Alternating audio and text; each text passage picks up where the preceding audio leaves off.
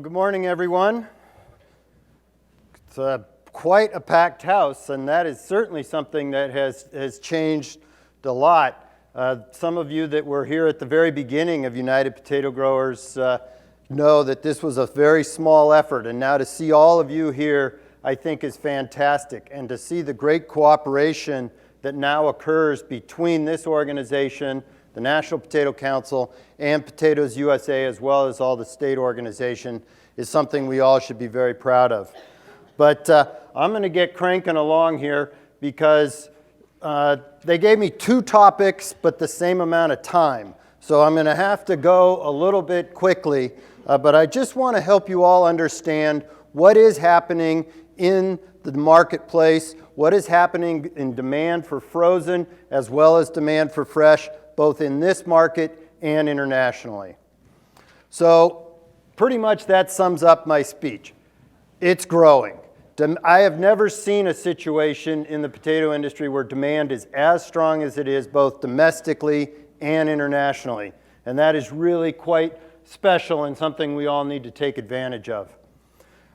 This is an indicator of how that's going, and you can see on this slide that it's both value and production are increasing in the U.S. That would not be occurring unless there was increasing demand for your products. As most of you know, about 20% of our crop is exported. So the bulk remains here, but 20% is exported. As we just saw from Cedric, imports, though, do continue to come in to the U.S. as well, and that is another reflection of how strong demand is in this market. This is what happens with all the potatoes, or this is how all the potatoes you all grow get consumed. You can see that frozen is now 40% of the production. That's a pretty significant amount, with fresh right around 25%, chips 14%, and so forth. So this slide shows one of the most fundamental things that has changed in the U.S. market and that really has impacted what you all do and how you sell your product. And that's the fact that now consumers in the U.S. spend more money on food away from home than they do at home. Now this is a value, this is how much they spend, and you cost more to buy food, as you know if you walk down this hall here and try to buy anything to eat. But it is incredible that more food is eaten, in essence, away from home than in home at this time.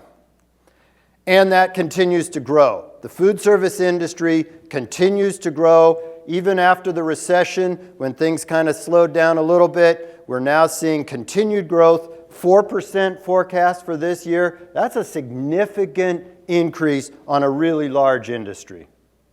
Fortunately, we're taking excellent advantage of this opportunity. Potatoes are on 83% of all menus, and with the work that Chef RJ and Kendra are doing for Potatoes USA, we're going to get that up to 99%. Right, RJ? All right. And so this has got an impact on where your potatoes are sold too, right? So now 59% is going to food service, while 41% is being sold at retail. Now there is a little bit of a difference when you look at the type of product, of course. Fresh is about 50-50 between the food service sectors and retail, where frozen is obviously significantly more and mainly at food service. So this builds apparently. Okay, so we see if we look at what's been happening with domestic sales that we've had this nice increase in food service, some slight declines at retail, but the overall for the last 5 years was this 2.3% increase, which in an industry our size, and if you go back long enough, and to the times that Dale was talking about, this wasn't the truth, it was down. And so this is fantastic to see this going on. And if we drill in a little bit more recently, in just July through December, so the first 6 months of the current marketing year, we're up 2.3% in the value of sales at retail. Volume is not quite as strong as that, but it is up as well. If we look just at fresh, the value is up 2% for those first 6 months. And volume is only off 0.3%, which historically we have seen that slow decline, and particularly as more and more people are eating out of the home, it is expected. But the fact that we are basically holding steady and that the supply situation for reds is one of the main reasons why this is down, it's pretty impressive numbers. And hopefully we can get to a point where this entire fiscal year we might be able to stay at a positive or zero decline in fresh at retail would be really significant. Supply, though, is going to be a factor there. Now, one of the things that is just really driving this market is that fries have gotten so popular. And despite all the negativity that's been out there around potatoes and around consumption of fries, people want more fries. People are demanding more fries, and the restaurants are delivering on all those in all these different ways. Even places like Taco Bell that didn't have fries 3 years ago is now a significant market for us. And potatoes are America's favorite vegetable. This is based on surveys that we've been doing for many, many years, and that growth there from 11% to 32% is just a fantastic slide. It just shows that you all are delivering a product that they want. You've made modifications in how you deliver it, what you deliver, how you package. That's made it more and more popular. So it is America's favorite vegetable. And basically, it's America's favorite vegetable. It's the #1 vegetable sold in produce or sold at retail in the US, and it's the #1 side dish on menus. So we're doing a pretty darn good job in this market. Now, this year we did have a few production issues, and Cedric talked about what's been happening in Europe. We certainly had a rough year as well, and ended up, or we started, this is a slide from Mike Pink's farm. When he was supposed to be planting this spring, that's what his place looked like. And that obviously had an impact in the Pacific Northwest. And then everyone knows what happened up in North Dakota, in the Red River Valley this fall. This is a field that was supposed to be getting harvested and obviously is not going to get harvested in that condition. So we do see that the U.S. production is down by 2.5%. Canada being up is a bit of a misnomer. It does look like their fresh supplies for table stock are up, but they are definitely short when it comes to potatoes for processing in Alberta and Manitoba. And you're seeing, again, a lot of movement of U.S. potatoes, particularly out of Idaho, up to those processing plants. All right, I'm going to switch gears now to international. And Cedric had a number that was fantastic about how high it's going to be this coming year. I mean, the demand internationally for potatoes and potato products is on a historic increasing pace that we see no reason is going to slow down or stop anytime soon. It just, every year you're looking at 5 to 6% growth in this market, which is amazing. Now, certainly the EU has managed to take a little more advantage of this than we have because of the expansion in their production capabilities, particularly in Belgium. But the US has still obviously done a great job of taking advantage of it, with the last 20 years seeing this 121% increase in US exports of potatoes. So we're taking advantage of that market, but I would say we're not taking as big an advantage or as much of an advantage of it as we could or should be if we had the supplies and were really focused on it in some situations. There are, however, some factors that have an impact on this too that I'm going to get to in a moment. But first, just looking at how the product goes out of this country, I think it's always important for us to recognize the role that DHI plays in moving potatoes offshore. DHI has always played an important part of this industry as a floor price, and those exports are very, very important part of that. These are our top markets.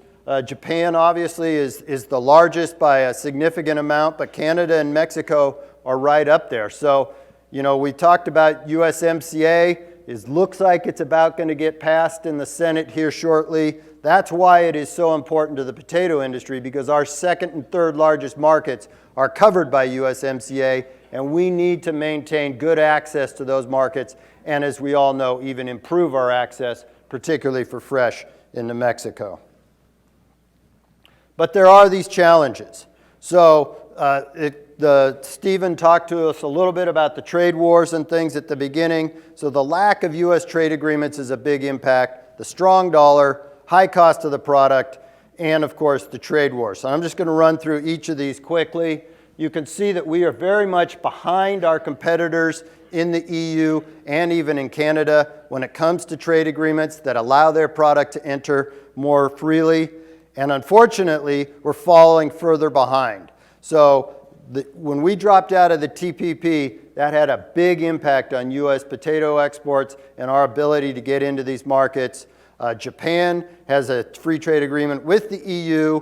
Vietnam has one with the EU, and Mexico now has one with the EU. So our major markets, our competitors are getting advantages in though. Fortunately, the initial agreement with Japan does help there. We are now matching the tariff rates that the EU and Canada have into Japan, but we don't have anything in Vietnam.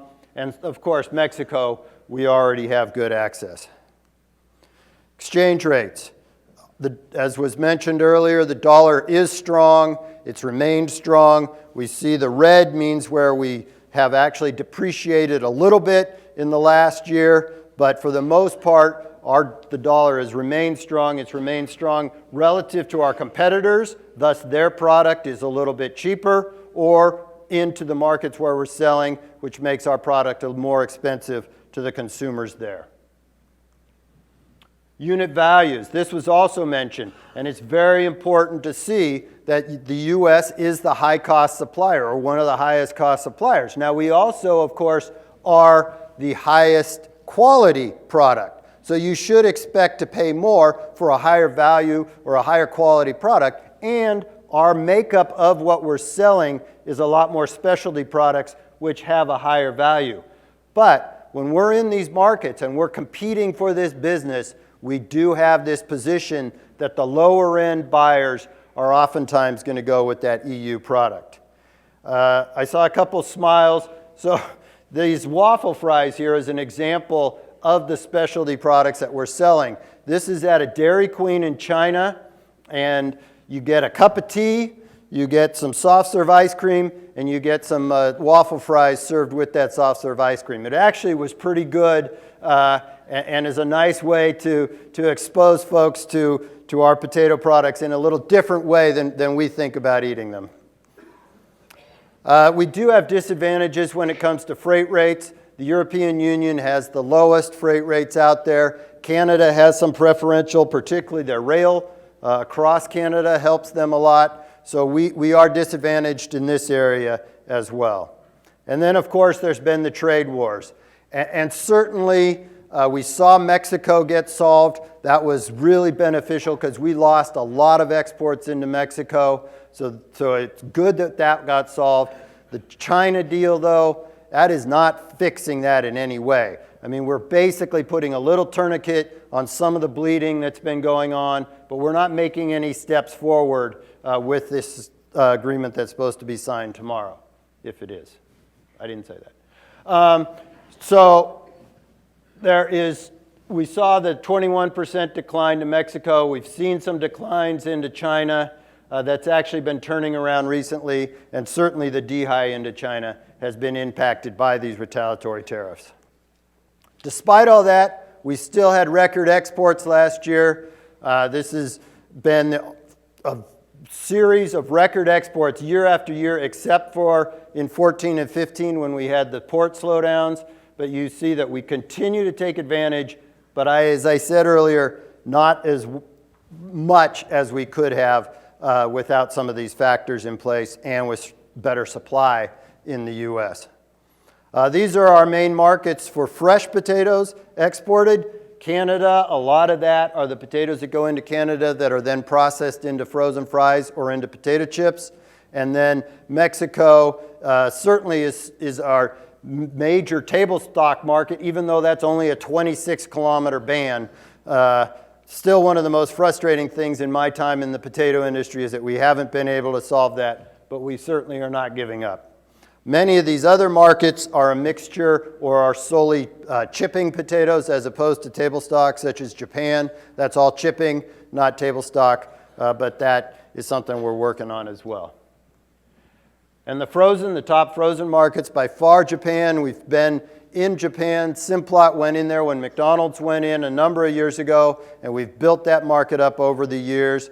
Mexico, South Korea, though, have grown significantly recently. And the one that's really quite impressive is the Philippines. That used to not be on this chart 5 years ago, and now they've grown to be our 5th largest market. So Philippines is very, very important to the U.S. industry now. If we just look at what's been going on this fiscal year, or this marketing year, we only have figures through November, not yet through December, unfortunately. But we're doing good. We have a really good, strong start to the year. We'll see as the supply situation changes, now that the Europeans had a better harvest this year and we had a lesser harvest, how the second half of the marketing year plays out. But so far, we're off to a great start on exports for this marketing year. So we are continuing to strengthen demand for U.S. potatoes. Potatoes USA, I think, is doing our role, but all of you really are the ones that are strengthening this demand and making this happen. So I do want to congratulate you all for everything you've done and for the excellent work that's been going on within the industry to get more people to eat more potatoes in more ways. So thank you very much. That is the end, and I even got it done ahead of time.